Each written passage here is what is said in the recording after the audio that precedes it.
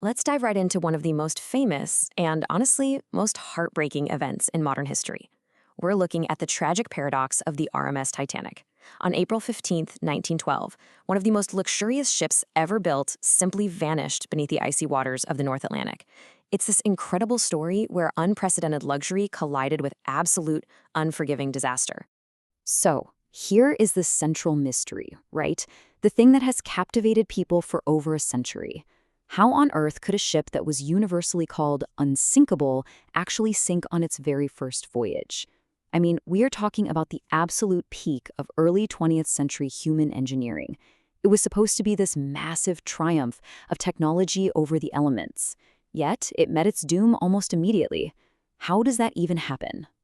But, before we get caught up in the engineering and the mechanics of it all, we really need to ground ourselves in the sheer human stakes here. More than 1,500. That is how many lives were lost to the freezing waters of the North Atlantic that night. This wasn't just a failure of steel and rivets. It was a devastating human tragedy that shattered countless families. We really need to keep those individuals in mind as we walk through exactly how this disaster unfolded. Section 1. A Ship of Dreams. Okay, let's go back to 1909 in Belfast, Northern Ireland.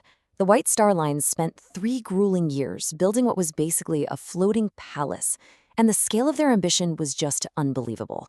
We're talking over 882 feet long and 46,000 tons. It had grand staircases, onboard swimming pools, libraries, and first-class suites designed to rival the finest hotels on dry land. The hubris was massive. People genuinely believed the Titanic represented the ultimate, untouchable peak of human engineering. When she finally departed Southampton on April 10th, 1912, heading for New York City, she carried over 2,200 souls. And it was a true cross-section of humanity. Up on the upper decks, you had incredibly wealthy businessmen just lounging in these lavish suites.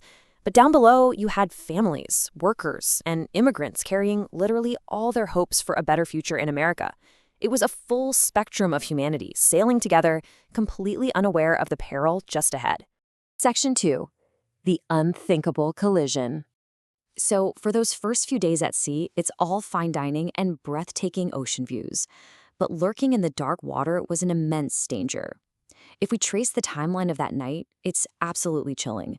Throughout April 14th, multiple ships radioed ice warnings to the Titanic. But despite these warnings, the ship kept up nearly its full speed. Then, at 11:40 p.m., lookouts spotted an iceberg directly in their path. The crew frantically tried a last-second turn, but they were just too big and moving way too fast. The iceberg scraped along the side of the ship, violently tearing open several compartments deep below the waterline. Now, to the passengers up top, the impact actually felt kind of minor. But down below deck, the ship was bleeding out. See, the Titanic was ingeniously designed to stay afloat with up to 4 flooded compartments. But that iceberg, it compromised 6. As seawater rushed in, those 6 compartments condemned every person on board. In a matter of minutes, the quote-unquote unsinkable ship was mathematically doomed. Section 3. Panic, Bravery, and Chaos. Up on deck, Captain Edward Smith realizes the horrifying truth and immediately orders the lifeboats prepared. But then, a genuinely tragic reality sets in. The Titanic carried only enough lifeboats for about half the people on board. The builders were so ridiculously confident in their unsinkable design, they didn't even equip it for a full evacuation. Right from the start, half of the passengers and crew were condemned to be left behind with absolutely zero means of escape. And compounding that tragedy was the initial reaction of the passengers themselves. Because the ship was so massive, and the early flooding was completely hidden below deck, the Titanic still appeared incredibly safe and stable from the top. A lot of people simply didn't grasp the seriousness of the situation. In a terrible stroke of irony, some passengers actually refused to board the first lifeboats. I mean, they felt safer on the giant, brightly lit ship than they did in a tiny wooden boat being lowered into the pitch-black ocean. But as the bow of the ship tilted further and further down into the freezing ocean, the truth became undeniable. Panic began to spread like wildfire. Yet, even amidst that total chaos, there was just incredible human bravery. Crew members strictly enforced the famous maritime rule, women and children first. We have so many accounts of passengers selflessly giving up their seats in those lifeboats so that someone else might live. And in one of the most poignant acts of calm amid terror, the ship's band famously just continued playing their music on the deck, trying to soothe the terrified crowds until the very end. Section 4. The devastating human toll. At 2:20 a.m. on the morning of April 15th, the structural stress just became too great. The Titanic broke apart and completely disappeared beneath the surface. For anyone who wasn't in a lifeboat, the mechanical failure of the ship instantly translated into a horrific physical reality. Plunged into the freezing waters of the North Atlantic, the victims had only minutes. The cold was immediate and absolute, and hypothermia claimed their lives long before any rescue could possibly arrive. It wasn't until hours later that a nearby ship called the Carpathia finally arrived at the scene. They managed to rescue around 700 survivors who were shivering in the lifeboats. But when we contrast that with the staggering loss of more than 1,500 lives, the true scale of the disaster really sets in. It remains, to this day, one of the absolute deadliest peacetime maritime disasters in human history.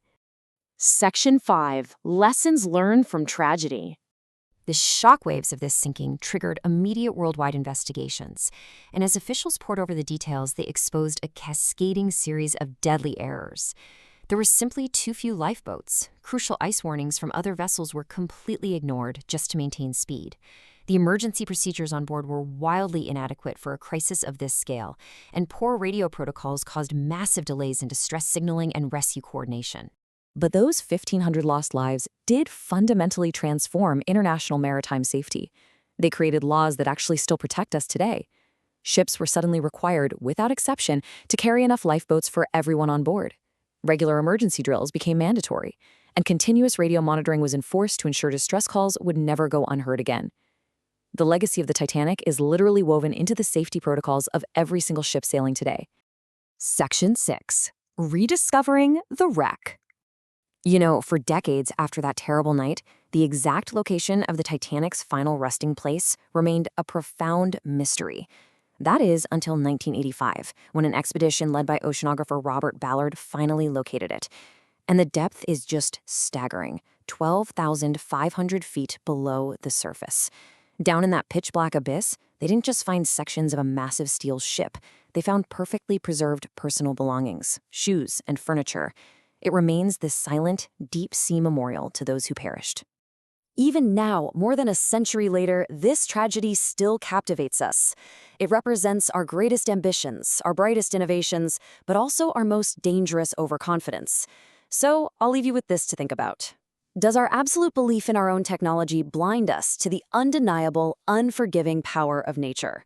Thanks for joining this explainer, and keep questioning the history that shapes our world.